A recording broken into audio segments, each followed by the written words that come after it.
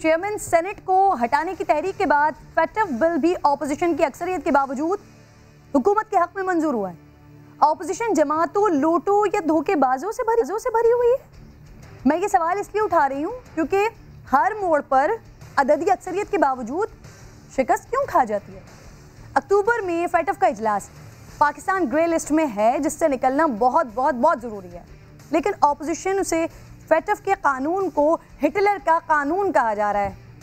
मगर हैरान कुन तौर पर हुकूमत और ऑपोजिशन दोनों जानिब से अराकीन इस अहम तरीन दिन पर पार्लियामेंट के मुश्तरका इजलास से गायब रहे हैं। समा टीवी के नुमाइंदे नईम अशरफ भट्ट साहब ये पहले ही खबर दे चुके थे कि ऑपोजिशन के अराकीन गायब होने वाले हैं और ऐसा हो गया।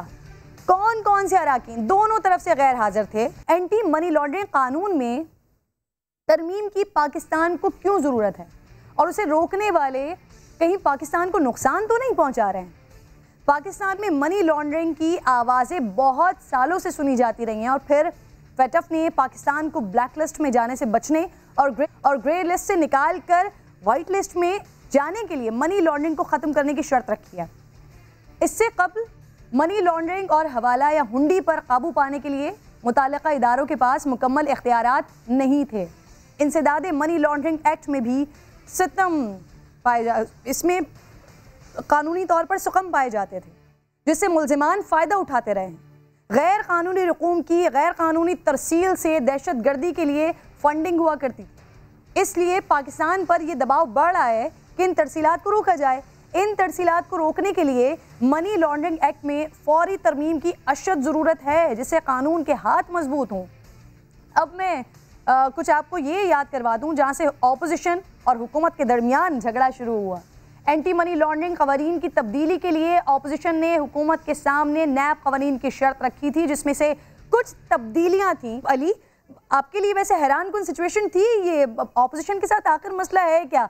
धोखेबाजी कर जाते हैं, लोटे हैं, होता क्या है? अददी अक्सरियत होने के बावजूद हर मोड़ पर शिकस्त खा जाते हैं। वो चेयरमैन सेनेट की तब्दीली के हवाले से बात हो, वो आज का इजलास हो, ये हर दफ़ा यही होता है। गालिबन अब हैरान जरूरत नहीं है ऑपोजिशन के इस किरदार पर। ये हर बार की तरह सिर्फ शोर मचाते हैं। मैंने इससे पहले जब समा की ट्रांसमिशन चली थी, मैंने वहाँ भी यही बात की थी कि ये इनकी सियासत करने का तरीका है। इनको मालूम था कि ऐसा ही होगा, इनको मालूम था कि कुछ ऐसा होगा, someone will rat out of them, but इनको रजिस्टर करवाना था for the sake of politics कि देखें जनाब हम इसके खिलाफ हैं। अब आप मुझे ये बताएं ना कि आपके पास 222 जो लोग थे उनमें से 32 लोग कहाँ गए? आप अपनी सफ़ों में मुत्तहद नहीं हैं।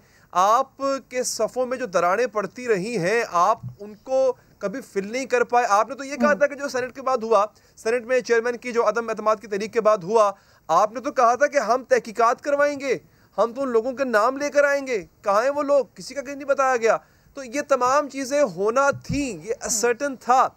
मगर ऑपोजिशन का जो शोर होता है ना किरण, वो इसलिए होता है कि जो मौजूदा वक्त होता है उस पर भी सियासत की जाए, और कल को जब यही कावानीन, इन कावानीन के शिकंजे में ऑपोजिशन के कुछ रहनुमा अगर आए, मैं ये नहीं कह रहा आएंगे, अगर आए तो तब भी इस वक्त को याद करके उस दिन पॉइंट स्कोरिंग की जाए, उस दिन सियासत की जाए। तो मेरा ख्याल है ये सिर्फ एक शो था, जो कि एक ऑप्टिक्स के लिए शो था कि देखें जनाब हम तो बड़ी सख्त ऑपोजिशन है और हम तो ऐसी चीज़ें करने जा रहे हैं जो। अच्छा, इसमें देखा जाए उस तरह से तो पहले भी बहुत सख्त कवानीन मौजूद है। नैब का जो ये 90 दिन में हिरासत में रखने का कानून है, ये भी कोई ऐसा कानून नहीं है कि जिसको आप अच्छा समझें। तो अगर आपको इतनी प्रॉब्लम है तो आप पार्लियामेंट को मूव क्यों नहीं करते उस कानून को खत्म करने के लिए? आप तब तो इतना शोर मचाते नहीं है, टॉक शोज में आके बात करते हैं, बट प्रैक्टिकल मूव आप नहीं करते हैं। अब भी आपके पास मौका था उस मूव को रोकने का, अच्छा मौका था। आप चाहते तो उसको ब्लॉक कर सकने की कम से कम कोशिश कर सकते थे, लेकिन यहाँ पर 32 अराकीन की गैर हाजिरी ने बताया कि कोशिश भी नहीं की गई। मतलब एक एफर्ट भी हमें नजर नहीं आ रही है यहाँ पे। आपको पता था खुर्शीद शाह साहब की आमद कितनी जरूरी, आपकी तो एक वोट कीमती था, ये बता दिया कि आखिर ऑपोजिशन ने कोशिश की क्या? फर्क था। ठीक है।